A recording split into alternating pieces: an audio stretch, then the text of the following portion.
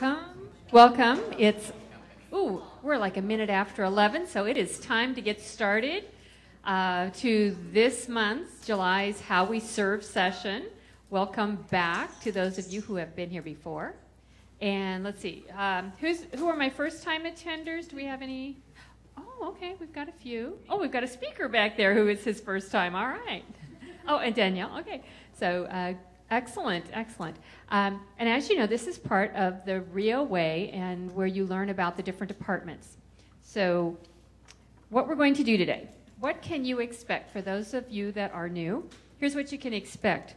We're going to listen to presentations. We have 4 departments: community development, ABE, early childhood. We have our sustainable food cafe and auxiliary services who are presenting today.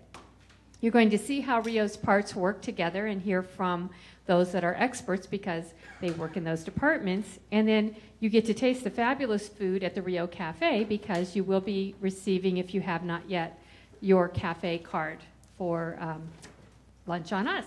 So enjoy that. So as we go through this, what are your speakers going to expect? They will expect your full attention, so please, if you have some electronics with you, stow them away. It's only an hour, and I'd like you to make sure you don't miss anything.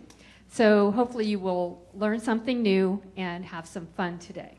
So that's what we're looking to do. So I wanted to review with you because I started thinking after our last session that there are multiple pieces to this Rio Way adventure, and the How We Serve sessions are only part of that. So I thought, maybe we should do a little review. So every January we are going to have a meet and greet with our executive team. So some of you were here for that, a lot of you probably not. So we will invite you to the one coming up in January. And it's a nice little time to get together, have a chance to meet personally and talk with our executive team. For most of you, your start here is the new employee orientation, which is on SharePoint. And that is something you can do at your own speed, your own time. It doesn't take a lot of time, but it introduces you to our different departments. And there's a little quiz there. So we can actually tell, once you've completed the quiz, that you have gone through the NEO piece. So that is your very beginning step. So if you have not done that, I will show you where that's located before you leave, and be sure and do that because it doesn't take a lot of time. Then we have our How We Serve sessions, which is where you're at today, and those are concurrent with the other steps. So you don't have to just, okay, I have to do step 3 before I can go on to step 4. You don't have to do that, which is why the steps are kind of mixed around there a little bit. So while you're doing the How We Serve sessions, you can also be doing the Rio Way pre-work, and you'll be getting an email from Carol Poor. Does everybody know Carol? Carol, wave. Okay. Yes. And she will be inviting you to the next open session of the Rio Way pre-work, and that's about a 14-week class in Rio Learn that you'll be taking before you attend the 3-day in-person. So you'll be looking for your invitation for that if you're not already enrolled. And then we have, after you attend the 3-day in-person, which a lot of people kind of grumble about being away from their desk for 3 days, but usually we get really good reports at the end of that 3-day time that they feel like it was time well invested, and you get time to network and meet other people who are also from other departments and starting their Rio journey. Then there's a quick post-work piece after you go to the 3-day in-person. And we give you 8 weeks to complete that, but it's really not that big a deal. So we give you plenty of time to get that done. And then finally, the finish line is at our Rio Way graduation. And we have all of our executive team usually is there, as well as your manager is invited to see you receive your Rio Way plaque. So those are the steps. Which one are you on? You'll kind of know where you're at, and if you're confused, you can reach either Carol or myself, Kathy Bob. I'm actually Kathleen Bob in the system, and ask us, I'm confused, where am I? And we'll help you out, okay? So that's just a quick review. And then what we do is, once you've completed the SharePoint version of our Rio Way, New Employee Orientation, you will be receiving a plaque, and it has your name on it, and then it's for your rewards and recognition. So you'll be receiving your L for learning once you've completed the NEO piece. So hopefully in the next couple months we'll be presenting some of those. So that's what that's about. And then just a reminder also, this particular step requires 6 How We Serve sessions, and you can attend them either by coming in person like you did today, viewing them in SharePoint. We're still working with technology to get them on SharePoint, so that is coming soon, or a combination. So maybe there's some of you I know are off location here from Tempe, you're somewhere else, and it might be hard to come in. So you can actually do a combination if you'd like. So if you miss a session, you'll be able to, in the very near future, check SharePoint and view those, and that will count for attending a How We Serve session. However, you won't get free lunch. So, just saying, you want free lunch? Come in person. All right. Okay. So that's what I have for you. Any questions so far before we have our first speaker? No? Okay. Excellent. So let me get out of this. Our first speaker is Blair Litticoat, and Blair, you have been with Rio a really long time, so I'd like you to come up, introduce yourself, and tell us about ABE and the Transitions Program. Thank you, thank you, thank you. 1,000 thank yous. Oh wait, the crowd is supposed to go crazy. Oh!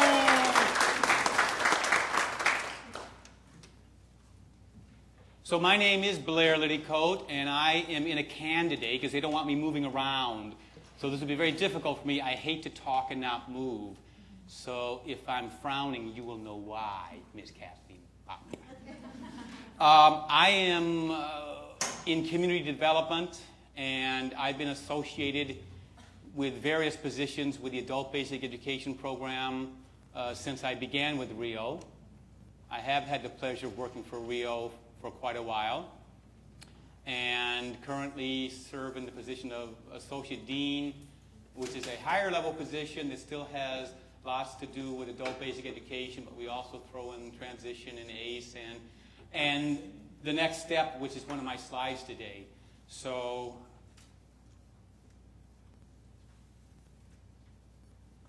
community development, adult basic ed, basically does the things you see up on the screen. You'll hear the term ABE, which means adult basic education. This is actually a very confusing term because we talk about the adult basic education program, but wait, Blair, you said we also do adult basic education classes, and that's sort of the confusion that exists here. So when I talk about working in an ABE program or an adult basic education program, it consists of these pieces. And if I say to you, I'm an ABE teacher, it probably means I'm teaching students who are at a lower than high school level, or what we could say is a lower than GED level. Because the next term, ASE, that's a fancy way of saying GED. So adult secondary education is the fit and proper term which the Department of Education has given those of us in ABE to use the last few years. So if you think of secondary education, you can easily equate that with high school. It makes sense. And the more normal term we've used for many years is GED. By the way, GED does not mean General Equivalency Diploma. It means General Educational Development. And only if you are an ABE WOC do you know that. So all the time I'm seeing people talk about General Equivalency Diplomas because it fits GED. That actually isn't what the term is. But that's okay. We WOCs will go with that as well. ELAA, which we pronounce Ella. There was a little movie. Ella! Ella! Who was that? Who was saying that in the movie? Oh, Stella. Well, it sounded the same to me. I don't know the difference. I'm a WOC here, but I'm not an Ella WOC. English Language Acquisition for Adults. Again, a really weird acronym that we've been using for several years in Arizona. This is one that's only used in Arizona. You've heard many times in the past ESL, ESOL, TESOL. All different acronyms basically say we're teaching students who aren't native English speakers. and that's who we're teaching there. So we've got ABE, which is your pre-GED level, lower than a high school level, because we teach students as low as grade 1. You have ASC, which is pretty much grades 9 through 12, if you want to think of that equivalency. ELA simply means I wasn't born speaking English. Doesn't matter if I speak it well or not, I'm still an ELA student. GED Online, we do have a GED Online. It's a fee-based class, and we've been running this actually longer than I can remember, probably for 15 years now. So sometimes we have students who say, oh, gee, I didn't know you had a GED Online class. That'd be really convenient for me. So it's like a $90 fee plus the books, and it's a 14-week class. So that's an option we've run for probably 15 years or longer. And we serve about 300 to 350 students every year, give or take, in that class. And actually, it's a growing piece of it. The ABE Workforce Education, the last piece that I've listed here. The ABE classes, ASE classes, ELA classes, currently are at no additional cost to our students. Of course, there are costs to us to provide these classes, but no additional cost to the students. The GED Online class is a fee-for-service class the student pays, although it's very minimal. The ABE Workforce Education part of our program, actually, is where we provide a fee-for-service instruction to school districts or to corporations, and they will pay us for the services. So let's say, that was pretty cool.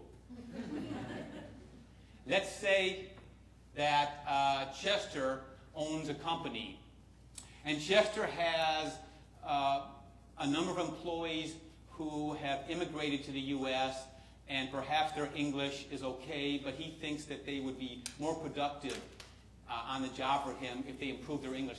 Chester could contract with us on a fee-for-service basis for us to provide ELA classes to his employees. Or it could be a GED scenario. Let's say that Chester has some employees, he wants to move them up the ladder, he wants to promote them. But he has some of these employees who perhaps may not have a GED diploma. They may have a GED diploma or a high school diploma for that matter, but the honest truth is their math skills are really rusty, because raise your hands if you don't have rusty math skills. Raise your hands if you do have rusty math skills. There we go. So let's say that I've been working for a while in Chester's company, but it's been 15 years, 10 years since I've been in school, and I need to know math better to be promotable by Chester. So Chester could bring us in. We could do just a math class for some of his employees, or we could do a whole GED class. So that's what the ABE Workplace is. We also have many school districts who come to us, and they want us to serve their community. Specifically, they like us to teach the parents of their students in their school district. We work with the City of Phoenix in Head Start programs. We work with Casino, Arizona, where they're employees. We work with quite a few entities. So that's the ABE Workforce Education. Our main customers, well, our external base, as you see, almost 9,700 students. Actually, I just did the numbers for last year, and we're above 9,700 students for last year. This was based on a year ago. So if you round it off to 10,000 students, that's a fairly big number of students that we're serving, although we're just touching the surface of the number of people who need these services. We serve these students on behalf of the Arizona Department of Education. When I told you that these classes are provided at no additional cost to the students, that's because they are grant funded by the Arizona Department of Education. So we take the grant and we provide services to all of our ABE, ASC, and ELAA students with no additional cost to our students. We also provide services. The 9,700 students include students that we serve through the Department of Corrections. For example, Robert Decker is a teacher right now at one of the prisons where we're providing those services, so they're included in that category as well. Our sister colleges, we've been providing instruction at several of our sister colleges for 15, 20 years, about as long as I've been here. A select few have wanted our services for those many years. A select few have never asked us to provide services, and the truth is we don't impose ourselves on anybody. If they want our services, we're happy to provide it. If they don't feel it's necessary, we don't. However, nowadays more of those sister colleges are coming to us and asking for help because starting this past July 1, there was a change in the federal financial aid regulation for Title IV federal aid, which is Pell Grant money.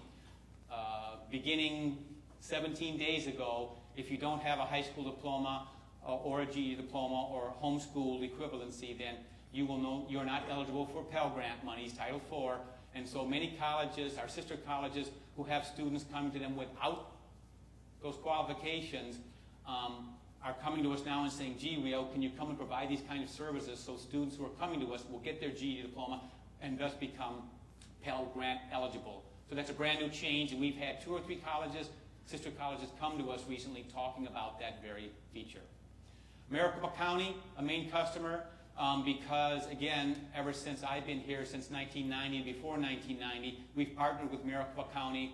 Have you ever heard of a one-stop center? Okay, maybe. One-stop centers. The county have one-stop centers, and the city of Phoenix have one-stop centers. We have partnered directly with the Maricopa County Workforce Connections, and there are 2 one-stop centers, the east side and the west side, again, since before I've been around here. The partnership continues. And now we have a partnership with the city of Phoenix as well with their one-stop centers. These are workforce development centers for people who have lost their employment. And you can go there and you can get all kinds of very rigorous and strong service to help you get a job again. Get job training, get out and get a job. So Maricopa County is a big partner with us. Our physical locations. Well, I'm physically located on the 6th floor of the tower. And when you go off the elevator and you go in the hallway, you'll see the first doorway. We'll see adult basic education. So right there. I'd say we have almost 20 class locations throughout Maricopa County. I've listed our major locations, as we call them now. So you see the Ann Ott location, which is moving to Thomas. The Ann Ott location shut down on June 30th. We'd been there for about 5, 6 years. And that was a former Phoenix Elementary School District building. But that is moving to the new location of Rio Salado College, Thomas, which is at 37th Avenue in Thomas. That location is waiting for furniture to be moved in and waiting for the data lines to be put in so that we can inhabit that and begin services, and that will happen in the next month as a brand new facility or location. Rio Salado College, Avondale, we've been out there for a number of years. We used to serve at Estrella Mountain at the Southwest Skills Center, and a number of years ago, they decided that they needed that space for other purposes in their Skills Center, so we exited, and the college built a building in Avondale, and we've been serving that part of the county since then. Rio Salado College downtown was known for many years as 7th Avenue, because it's located at 7th Avenue, just south of Fillmore. We call it the downtown location now, and it had a wonderful grand opening just a few months ago. To me, I think it's the nicest facility or location that contains adult basic education in the state of Arizona. It is primo. Rio Salado College East Valley is a rented facility, and in the next year we will be exiting there and entering the new Rio Salado College Southern location, which is in the beginning stages of being created at Price and Southern. The Rio Salado College Lifelong Learning Center is in Surprise, and again we've been there for probably 8, 9 years. And Rio Salado College Northern just opened up last year. In fact, we only have the first floor running now, and Chester knows all about that. That's where his abode is. And the second floor is being redone with about 7 more classes that are going to be put up there, plus a computer lab. Rio Salado College Orangewood is actually a church, and it's an amazingly strong partnership with the church. And although they're only about 1 mile to 1.5 miles away from Northern, they were such an amazing partnership that we retained our partnership with them, and it formed a really nice, tight unit between Orangewood and Northern. Rio Salado College Scottsdale is in South Scottsdale. We will actually be exiting this location again in about a year when the Rio Salado College Southern location opens up. We'll move our Scottsdale and our East Valley location into Southern. The Scottsdale location, again, is a very old elementary school that the Scottsdale schools no longer uses. And when I say old, it's really old. And then I mentioned sister colleges. We currently serve Glendale Community College, Phoenix College, Paradise Valley, and South Mountain. And some of these are asking for additional classes. We are in discussion with Mesa and Gateway Community College for additional services because of this whole Title IV thing. And then I say various community sites totaling up to be almost 20 in all. So we're countywide, with the exception that we don't necessarily serve an area being served by another location. For example, we don't have anything in Tempe. Why not, Blair? Why don't you serve Tempe? Because we have the Tempe Union High School District that has their own ABE program, and thus we don't need to provide services in Tempe. So there are parts of the county that we aren't serving because there are about 10 other ABE programs in Maricopa County. We're just one of them. But we are the biggest, and we are the best. That is true. Well, we try hard. We're good, yeah. Who to contact? I gave you some names here and numbers in case you need to call. If someone calls you and somehow they get a hold of you and you're saying, well, you're thinking, why are you calling me? I don't know how to answer the question. Andrea and Debbie are the people up in our 6th floor who have been answering questions all about the program for many years. You would find them on our SharePoint site as well. GD Online, I refer you to our GED ABE program director, Lily Beth Brazones, because she sort of oversees that.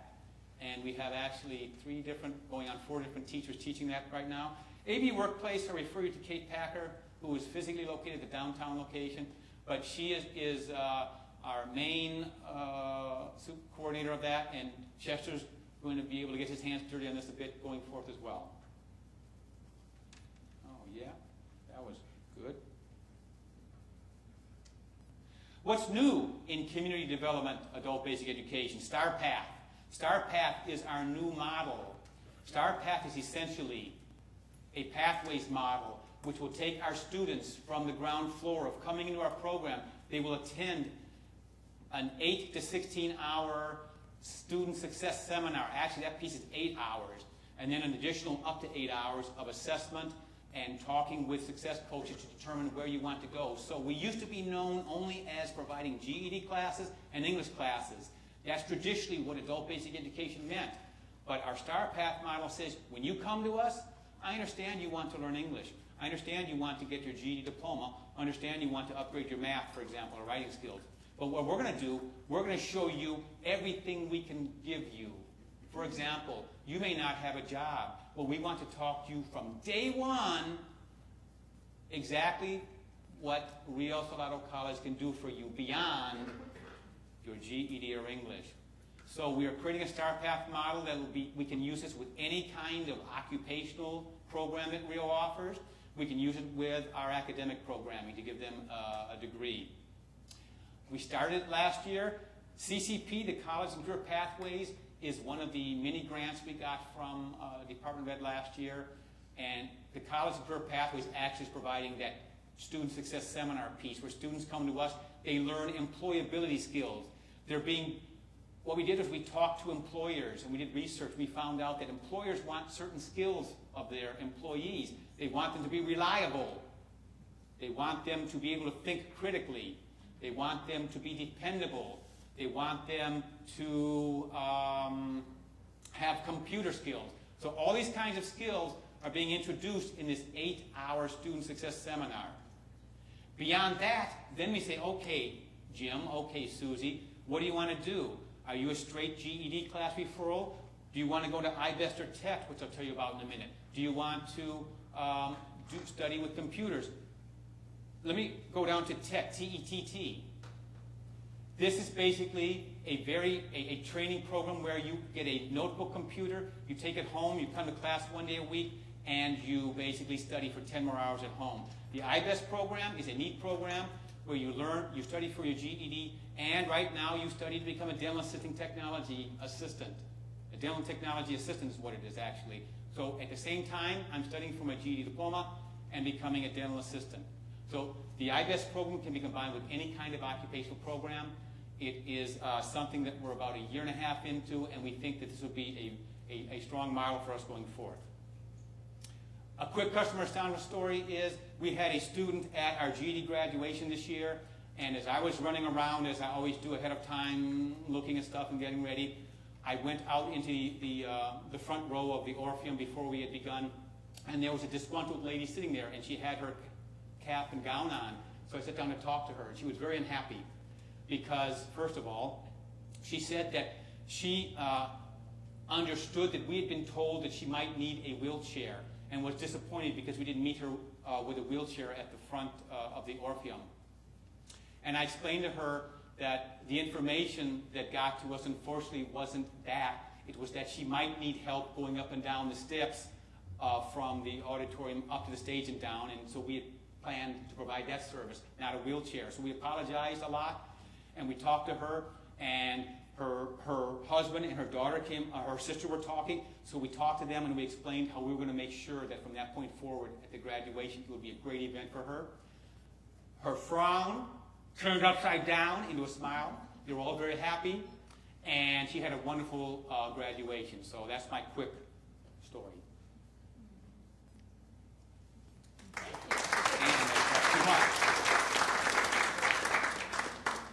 Thank you, Blair.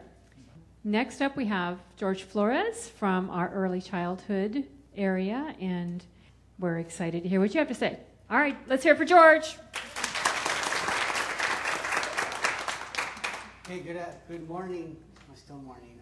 My name is George Flores, and I'm the operations manager for the early childhood department and human development programs. Whoops, this is going on somewhere. We're a fairly new department here at the college. We've been in existence for about since 2006. It's going to be 6 years, and we are growing in dramatic fashion, and it's a good, exciting time for us in our department because we are seeing a lot of the things that we will kind of theorize or think about, or the ideas that we talk about, they're beginning to become concrete, and people are beginning to benefit from these ideas that we are working towards. So Rio Salado established an early childhood education program that serves undergraduate students and provides professional development for early childhood practitioners employed in early childhood and non-certified settings. How many of us here in the room have children under 5 or grandchildren under 5? So how many of us have ever depended on somebody to care for these children while we had to run and work, go to school? So this is a need that we have in our society, and we address the educational and professional needs of these very people who are in this field, who are providing this great support to a lot of us so that we can thrive in our families. So this is the kind of work that we're doing in our department. The program provides multiple opportunities for career entry or professional development, and that's the emphasis of our department. We want to provide professional development for our customers, which are our students. The programs are designed to be incremental and sequential. One level is incorporated into the next level. So we don't want to waste a lot of the students' time like it happens in a lot of other colleges. I know it happened to me, where going to a community college, I ended up taking about 120 credit hours and hoping that I had enough to graduate. When finally I was steered towards academic advisement, I got the real gospel truth of where I was, and I realized I still needed 30 more credit because I was taking all these unnecessary credit hours in all these other courses that really didn't meet my needs or my goal. So we want to make sure that when we come in touch with students, we give them that information, steer them to the right information so that they fill out their ESF check sheet, they have been in contact with academic advisement, and we're not wasting their time by investing and maximizing on their time and resources. And really, it's also important that we assist early childhood professionals to move from one educational level to the next without loss of credit. We want them to come in, do what they need to do with us, and then move on to their next goal. We want to do that as effective as possible so that we get them to where they need to be. I don't know why my PowerPoint's going all by itself. Let's see.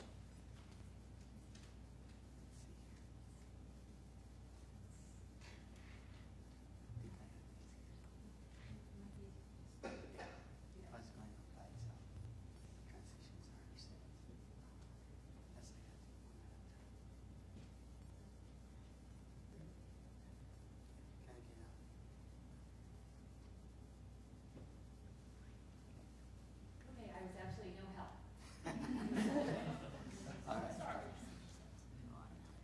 The people that, the main customers that we serve early childhood professionals, as I stated before, and these are made up of family child care providers, child care centers, that would involve the director, assistant director, the teachers, assistants.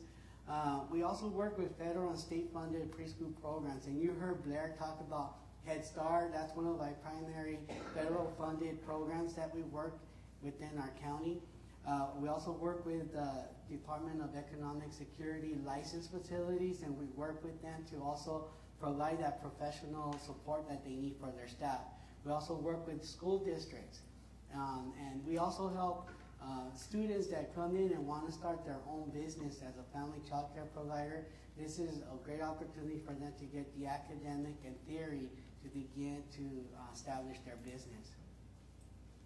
We are located in the Real Tower on the 3rd floor next to Academic Advisement, and the best way to reach us is to call the number on the screen there is 480-517-8580, and or write to us at early.childhood@riosalado.edu, and we, depending on the nature of the inquiry, we will connect you to the right person within 24 hours.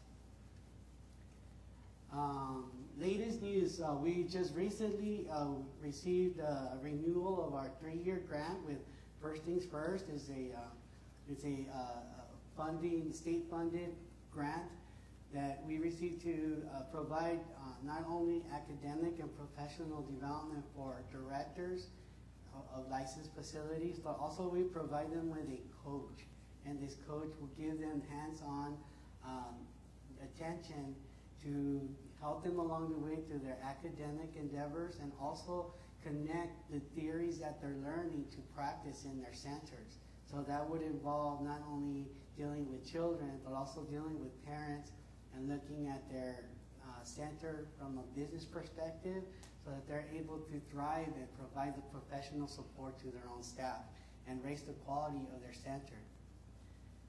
Another thing we just learned through institutional research, that we service about over 20% of the district total of declared students in the district. That's a huge number, and this is a great accomplishment for a fairly new department within the college.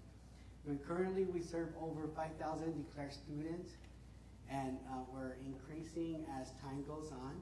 Another bit of news, we've experienced a significant increase in graduation rates in this academic year. A lot of that has to do because we have looked internally and we saw a need for students to be told or be notified or guided that, hey, you need to call the college and let them know you want to graduate, because a lot of students reach all of their courses and they're waiting for somebody to say, hey, here's your diploma, you're ready to graduate. It doesn't happen that way. They have to apply for graduation. That's something that was an aha moment for us that was happening with our students. So we have a navigator who's in the house today, and her primary duty is to call these people, identify who they are, and let them know this is happening, and walk them through the last 6 to 9 credits of their track to be able to graduate. So this has been an instrumental decision that has brought benefit to our department and our students. And also an astonishment story. Just from a personal perspective, I came across a student that was participating in one of our grants. It's called the Apex Project. And I didn't realize that this person was homeless, and that was the reason why the address didn't jive all that well, because we kept sending books and the books kept getting returned. So I did a little digging, and she was homeless. And she began taking college credits with us through this grant, and she got employed with the center, and 9 college credits later, she became the director of that center. And it was through the grant, the college support, and the coach that she was working with that she was able to believe in her skills and regain employment, and not only that, but become a contributor into her center, become a leader, not only for the center, the children, but also within the group that she was in. So that's a success story. And I think that in my personal view, we should look at our accomplishment and how we astonished by the great work and the accomplishments that our customers accomplish. And in this case, this is a great opportunity to just ponder what we did. This is not just early childhood, this is every department in the college who touched that name and became a support for that person to be successful. So everything that we do means something. And that's all for us at early childhood. Thank you.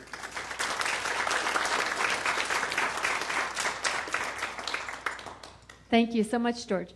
So next we have Jennifer Doles, and you are here from the Sustainable Foods and Cafe. So Right. welcome and tell us about what you do. Like she said, my name is Jennifer Doles, and I'm here from the Sustainable Food Systems Department. I've been here for just under a year, so this is actually one of my How We Serve sessions as well. I'm not sure you can double dip. Well, you know. But one of the main things that's a tenet of our department is creating awareness. So this is a quote that we all hold very true to, and you are what you eat eats. We've all heard you are what you eat, but we take it one step further and really keeping in mind where our food comes from. And that's kind of the basic founding organization of our area. So this is a quick overview of our team. There's a lot of information in this PowerPoint for you to review at another time if you'd like. Take a look on the SharePoint, get a lot more background. But we do have Michael Hodgins as our director. I'm the catering coordinator. We have Joshua Sundberg, if you've seen him around. He's our gardener as well as an instructor. Rochelle Ibarra is our new catering assistant, and Ben and Brooke are both chef instructors within our kitchen. And then we have a number of part-time staff as well that work in the kitchen and in the barista. What we do, we have 4 main components of the Sustainable Food Systems Department. We do a program that teaches associates and certificates. We also have the Garden at Rio located outside. That's in the back of the Hohokam parking lot. So if you're ever interested, you can take a walk. It's open to the public, so you can take a walk, or I will be here this afternoon if you'd like a tour as well. We have the cafe, which is located across this parking lot in the first floor of the tower. You all received your cafe gift cards today, so hopefully you'll come and pay us a visit. And then through the cafe, we also operate a catering program for here at the college as well as the district office. Quick touch on our Sustainable Food Systems programs. We have a certificate program which includes all of these classes listed: gardening, nutrition, sustainable ethics, a lot of different classes there for students to take, and these are predominantly online. The ones you see with stars are hybrid classes, so they'll take a portion of it online and then come in for lab sessions here on site so that they get hands-on activities. In addition to the certificate program, we have an associates that our students can complete, and they'll do all of the certificate program classes as well as a lot of your basic maths, Englishes, humanities, and they'll receive their associates in applied science. So that's a really neat way for our students to get the sustainability as well as their associate's degree, and it's a very rare program, especially in Arizona. So quick customer astonishment story. This is a video MCTV made about a couple of our students that were working their way through the program. In one noisy corner of Rio Salado College, paper and pens are replaced with potatoes and knives, and the classroom is the kitchen inside Cafe at Rio. You can almost smell the learning as it seeps from the pots of steaming spices and vegetables. Taste them like India here in no time. At the cafe, you'll find a menu packed with diverse choices: Indian cuisine, grass-fed burgers, and even chocolate cakes baked and decorated from the hands of Rio Salado's very own students. It's all part of their hands-on lesson on sustainable foods. They actually do an internship here in the cafe, learning to prepare sustainable food, learning where to purchase sustainable food from, taking gardening classes, nutritioning classes, really getting the whole gauntlet of sustainable foods and what it means to work in the business. Students take classes online and put what they learn to use at the cafe. I always loved eating food, but I've had a problem cooking it. I've gotten confused, and it's been difficult for me. So to get in here and to have a professional come in here and cook, and particularly eating here in the cafe, the food is phenomenal. But the sustainable living lesson doesn't begin in the kitchen. Students start thinking green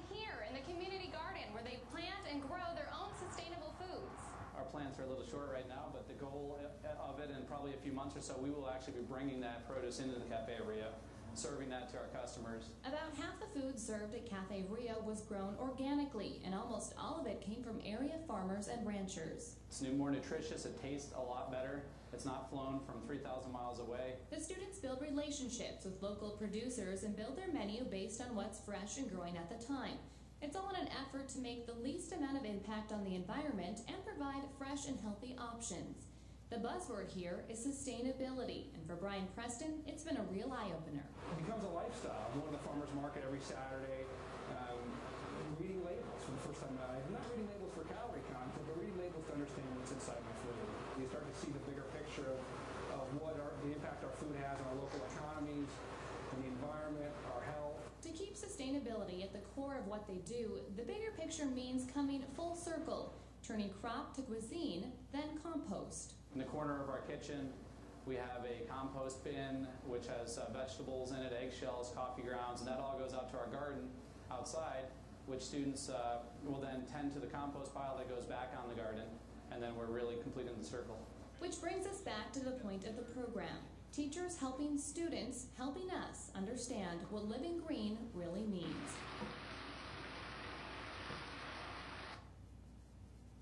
So that was a really nice way to kind of touch base on the impressions that our students get, and then they can follow future pathways, including sustainable culinary careers, working in community-based gardens, or even in food banks, things like that. A lot of our students are moving into, as well as agriculture.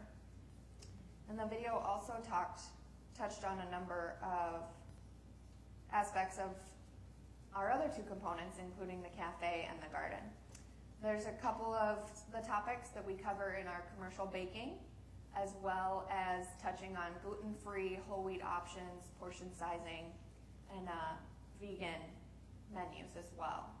And then our professional cooking touches on all of the aspects of a typical professional cooking class, as well as moving on to seasonal cooking, product sourcing, where we get our food. We call it covert cooking, which is sneaking vegetables and things like that into entrees where you don't really notice it, but you're getting a lot of nutrition, as well as granny thinking, which is if it's not something your granny would recognize as food, you probably shouldn't be eating it.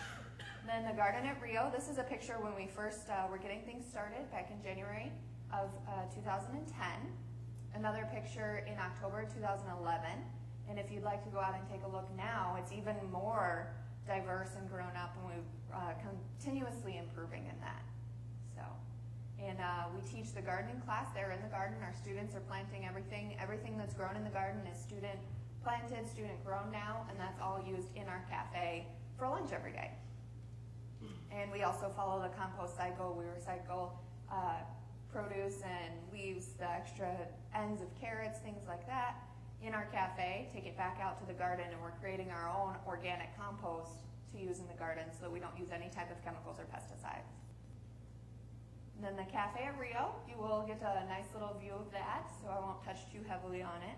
But we do have really varied menus. We provide a lot of organic, locally sourced, and vegan, vegetarian, and healthy options. We have a number of new sustainable practices, things that we're constantly reincorporating. These are some of the highlights of the newer things that we're doing, including recycling our fryer oil. We're constantly adding new local farms and ranch vendors so that we can purchase things from here in Arizona. They're not flown, from Florida or long distances. And then we also provide catering. Our primary catering customers are from here at Rio or from the district office, and we do lots for departments for trainings, orientations and programs, seminars, things like that. We do have some customers that are here visiting the conference center from outside organizations, and we'll cater for them too. We do everything from a tray of desserts to a full lunch or dinner buffet, and we have a lot of variety in menus too for that. And if you're ever interested in catering, you can go onto our Rio Salado help desk. Just like you would submit something for maintenance or any other problem you have, there's a catering option, and you can just enter in your information there, and we'll get you taken care of. And these are the contacts if you're interested in information about the actual Sustainable Food Certificate or Associates program. You can contact Michael Hodgins. If you have general catering questions, there's our phone number for the catering main line, or you can contact myself. And any questions about the garden, or if you just like some tips on growing in your backyard, Josh loves to answer those type of questions, and he'll talk your ear off, so do be warned. And then if you ever need to reach our kitchen, if you have a question specifically about food or what we're serving today or anything like that, you can always call our kitchen number as well. And you can follow us on Facebook at the Cafe at Rio. We provide all kinds of tips and pictures and information about all sorts of sustainable initiatives. So, any questions? Great, thanks.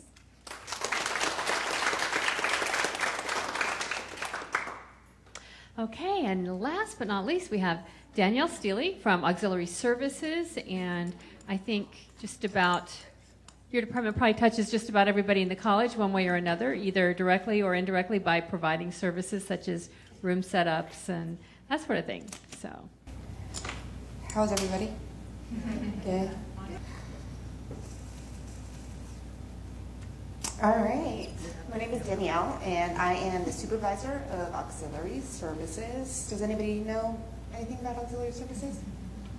We are basically facility services. We do everything from help planning an event to setting up the event, and we work hand in hand with catering as well. The event planning and execution, you do that through our help desk request system. You'll put in anything that you need, from the round tables, how many chairs, how many food tables, how many people will be attending, if it's VIP, if they're going to be coming from out of state, everything and anything that you need, you put it in there, and that will be sent to us. And at that point, we will help you plan your event. The room setups, we do that. We are in charge of the rooms in the conference center. We have rooms upstairs as well. We have all the rooms in the tower, which include the first floor, which we use the cafe and the cafe dining area, the sixth floor, which is all the conference rooms, 6 floors, fifth floor. Sometimes we use the fourth floor only in all faculty all faculty meetings and stuff. And then sometimes the third floor as well. Then we also take care of the Ho-Ho-Cum rooms. That's the second floor, and Baldridge small conferences, and Dr. Thor's small conference rooms, and so on. Let me make sure I hit everything. We also help with all the locations, the Rio locations. Blair was going over some of the Rio locations earlier. We order all of the tables, chairs, and anything having to do with setup or anything, we take care of that over at all the locations. We also are over the mailroom. We take care of all the front desk support, which is in every single building. And we take care of the vehicle fleet reservations. If anybody's trying to get a vehicle, that is what we do. And I know you're probably not happy with us with the vehicles, because there's always some sort of issue. So our main customers are everybody. It can be somebody in the catering, even though we work with catering. It can be VIP, it can be external customers. We deal with the Department of Homeland Security. We deal with Head Start. We deal with the ABE department. It's everybody. Anybody that comes to us for anything that we automatically treat them as our customer. And that is one of our number one most important things in auxiliary services, and our number one goal when we are training our staff. We tell them that the customer comes first and you deal with them. And where to find us, there's actually a lot of places we're everywhere. And we're on the second floor of the conference center. We're here at the front desk. We're over at the Ho-Ho-Cum front desk, and we're at the tower front desk. Although we could be in the rooms as well. So, but anyway, and then the mail room is on the first floor of the tower. It's kind of hidden in the back. And the cars, you can find the cars in front of the, well, I guess it's behind the Ho-Ho-Cum building. Between the tower and the Ho-Ho-Cum building, yes. contact information. There's Alex Lopez is actually the manager of our department, and I'm the supervisor, and then Caitlin Hudak is the coordinator of special events. However, I did not put Alex on here because he is not available quite often. So you can go ahead and contact me. I would be probably the first contact if you're needing a room or anything like that. Then Caitlin. Then we have Marissa Tarango, who's at the front desk. Chris Cutback, who is here at 6:30 in the morning and takes care of all the rooms in the conference center mainly. And then Ho-Ho come front desk. Right now, we don't have coverage over there, one specific person, so you can get help from there as well. What is new? Well, first, just to let you know that we are working on the vehicle checkout system. That is the main thing that's going to be rolled out in August. We're changing this how the entire system works, so it'll be much easier for you guys to get vehicles, get your keys, and not have to worry about whether your badge is going to work and so on. You'll be able to get that much quicker and go off to your meetings and stuff. The management structure has changed. I've been the supervisor for since December. So it's the manager, Alex Lopez, and then myself. And then our brand new, which we're very excited about, our brand new, brand new person is Caitlin Hudak, who's actually in the back. If you want to stand up, Caitlin. You have to stand up. I have to get up here. She is the coordinator of special events, and she does everything, all the large events. So the all faculty will be coming up in September, and on all faculty there's about it's 2 days, but it's actually more like a 4 or 5 day event for all of us that work on it, and there'll be about 600 to 700 faculty members that will be attending it, and that is one of our larger events. And Caitlin does events like that. She also deals with the external events. Any customer outside of Rio who is wanting to rent our facility, she'll help them with all their needs. I actually work on all the internal events, except of course those that are large, for like 700 people. So any internal event, anything that you need, like I deal with Diana Abel back there with the EDU classes, her events, and so on. So if anything internal, just contact me. External or large, that event is Caitlin. And another new thing is customer surveys that we're going to be sending out probably in the next month, hoping in August. We're going to be sending out surveys to all of our customers that we hope that they will fill out, send back to us, just so we can compile something for us, something for our research, just to try and make any kind of changes that we need to for our customers. And then for some awards and recognition that our department has received is the One Maricopa Award. I don't know if you guys are familiar with it, but it's a pretty big deal. Our department was the first department here at Rio to be nominated by Dr. Glassberg. And so we got a little pin that says One Maricopa and a certificate. And then a couple other awards were Professional Award nominated by Dr. Bustamante, and Customer Focus Award nominated by Todd Simmons and Sharon Cabrera. Any questions?